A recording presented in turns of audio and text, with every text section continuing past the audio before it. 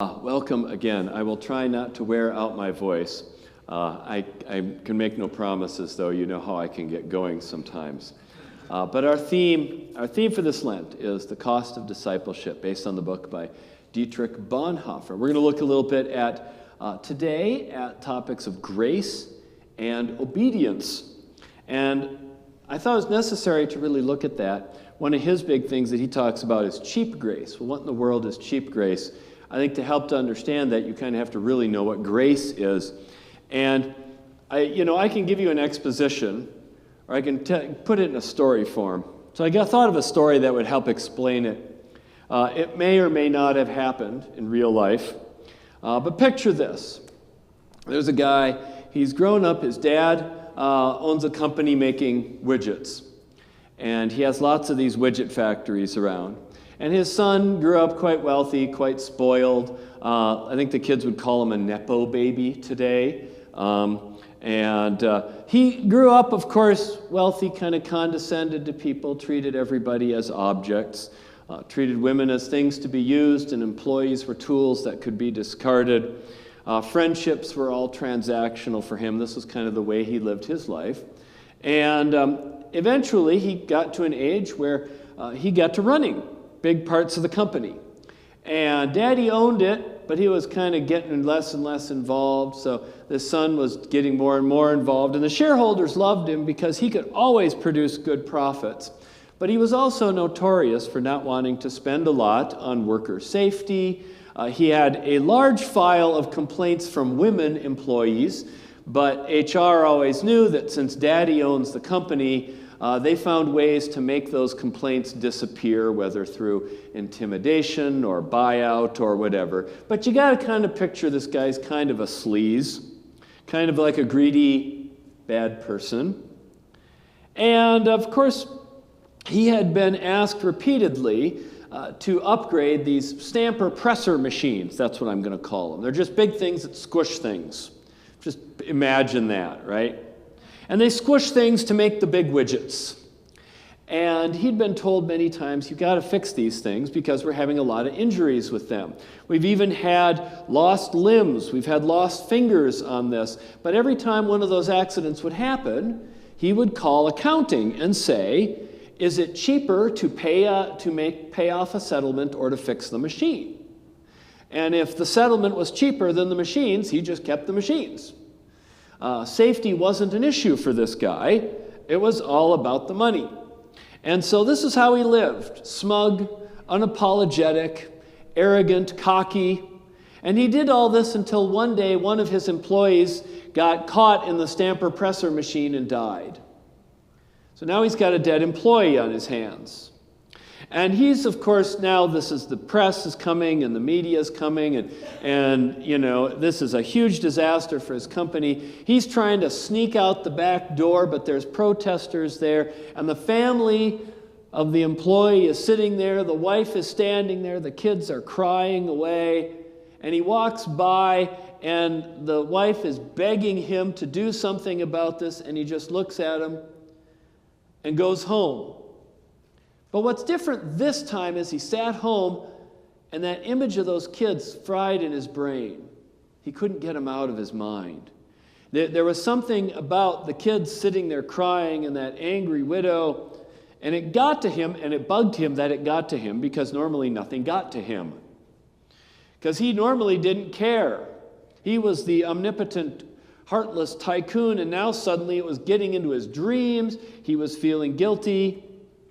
Finally, long enough, he couldn't take it.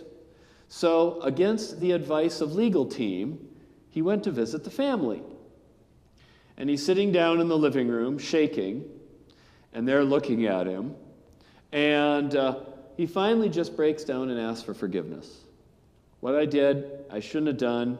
I'm going to fix that stupid machine, and will you forgive me?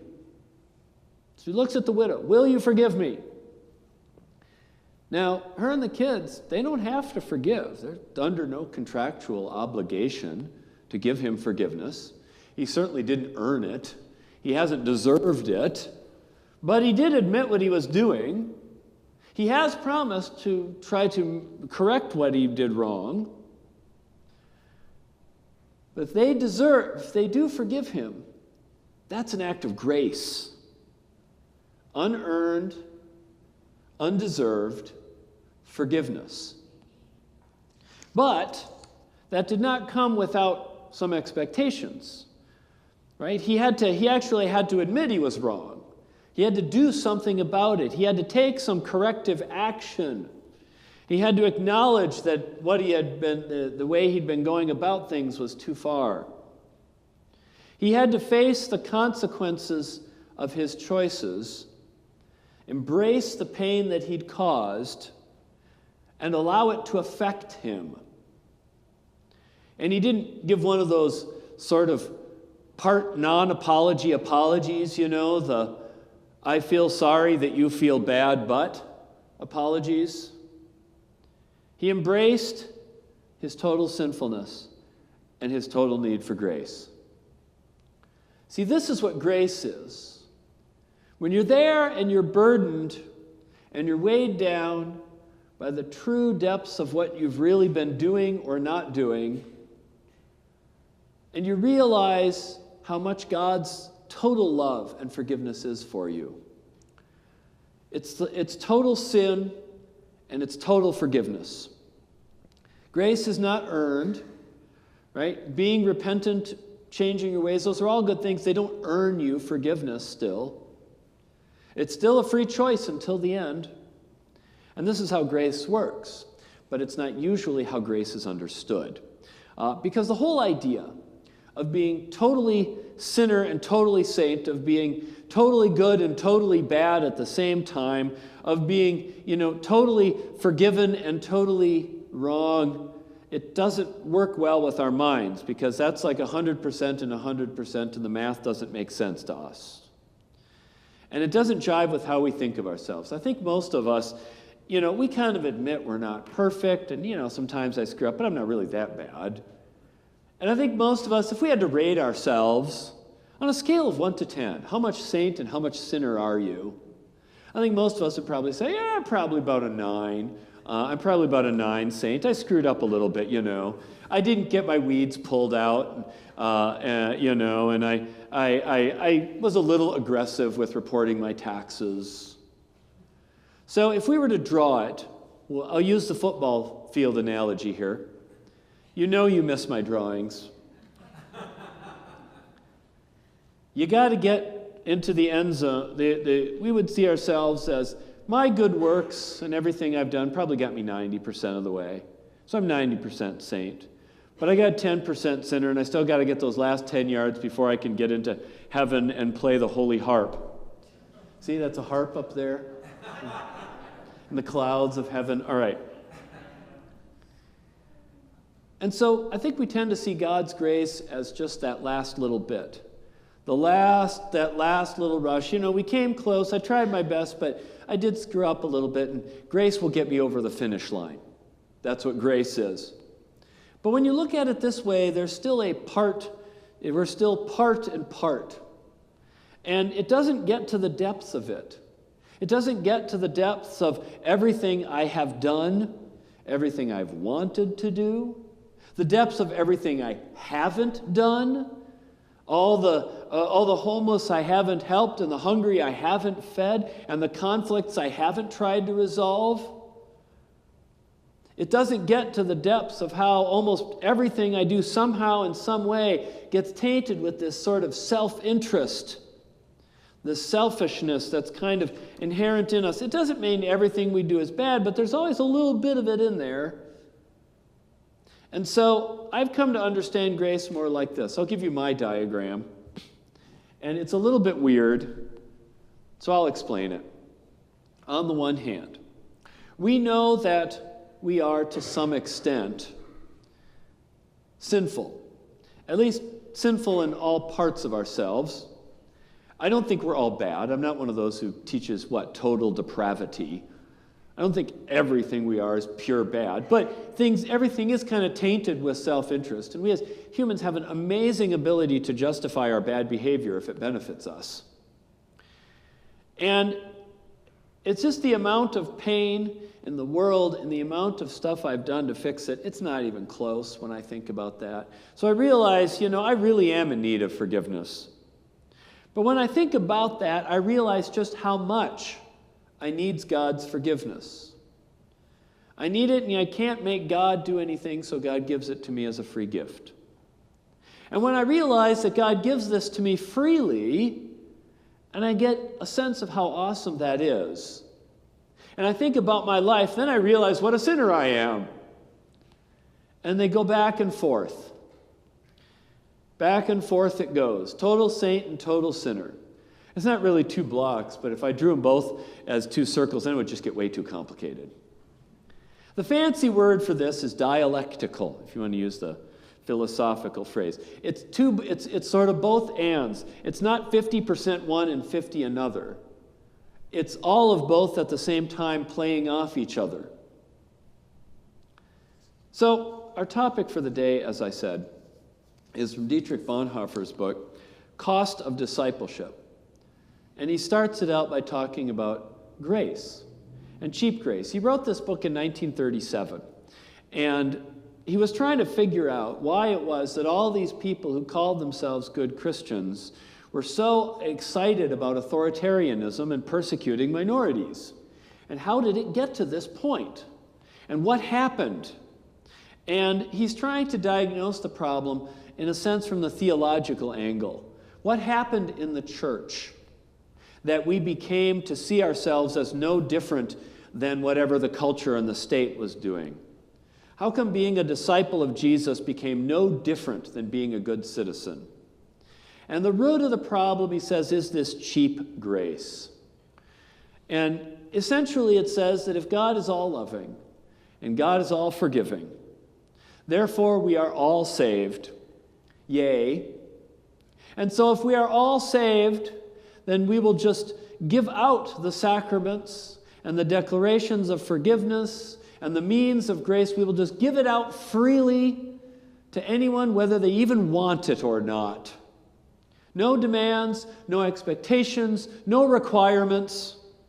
You don't even need to believe God exists. And that's how state churches work. You're a member by paying taxes. You don't actually have to believe God exists, which kind of took a while for me to wrap my head around. But that's how it is. That's how low the bar is. And so Bonhoeffer words it like this. He says, cheap grace is the deadly enemy of our church. We're fighting today for costly grace. Cheap grace means grace sold on the market like cheap Jack's wares. I wish I knew what the German word was for cheap Jack's wares. The sacraments, the forgiveness of sin, and the consolations of religion are thrown away at cut prices. He goes on. Cheap grace means the justification of sin without the justification of the sinner.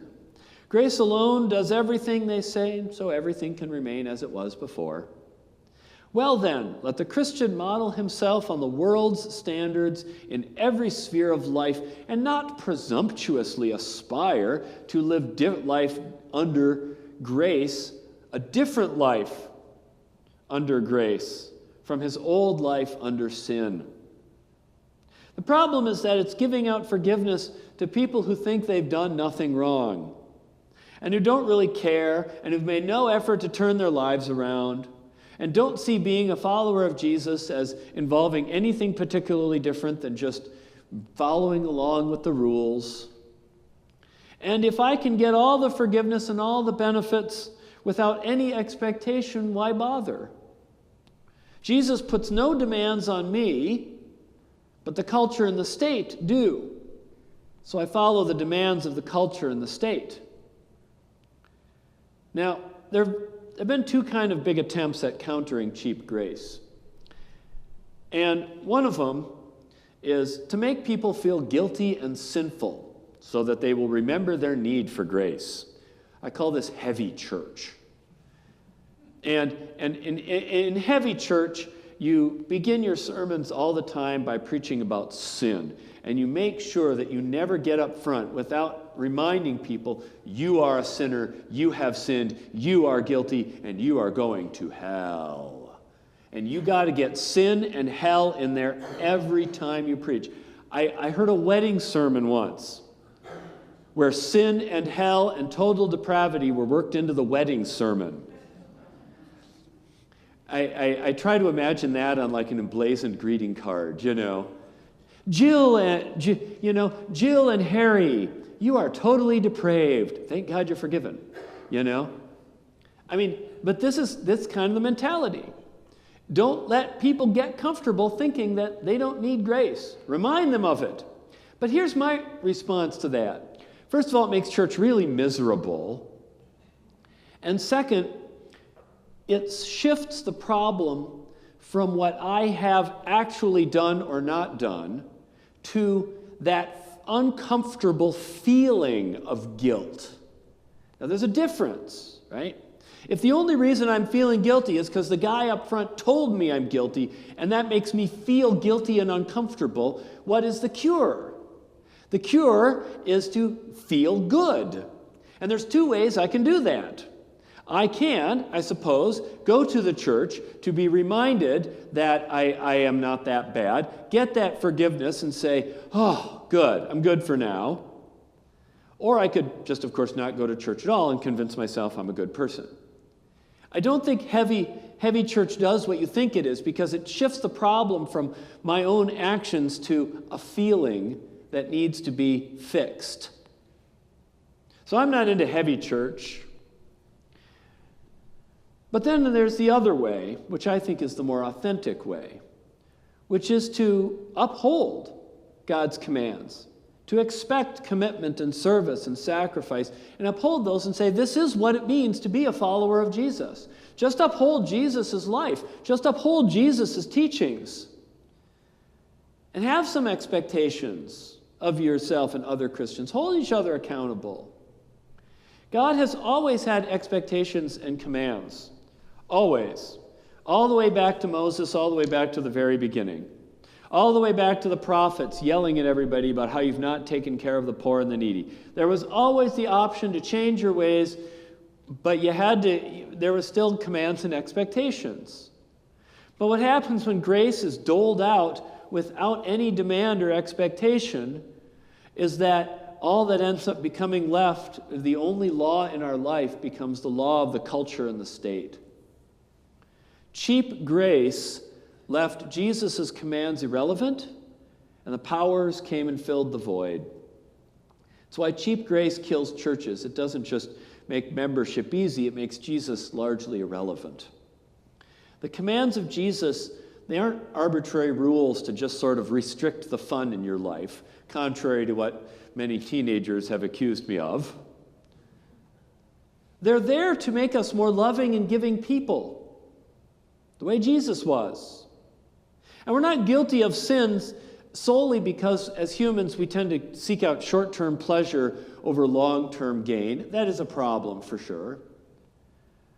But we're guilty because we have not loved our neighbors and ourselves. We have not loved and served and sacrificed as much as we could have. We have taken care of ourselves when we've watched others suffering, and we know this. I don't do heavy sin preaching because it misses that point. That I don't need to sit and harp on, you're a sinner going to hell. And Jesus didn't do that either. He just held up God's commands and God's grace. And when you really truly sit there in the face of God's commands and God's grace, and you see God's forgiveness and experience that in all its glory, that's what reminds you of what you haven't done. But it also reminds you of how wonderful Jesus' forgiveness is. Amen.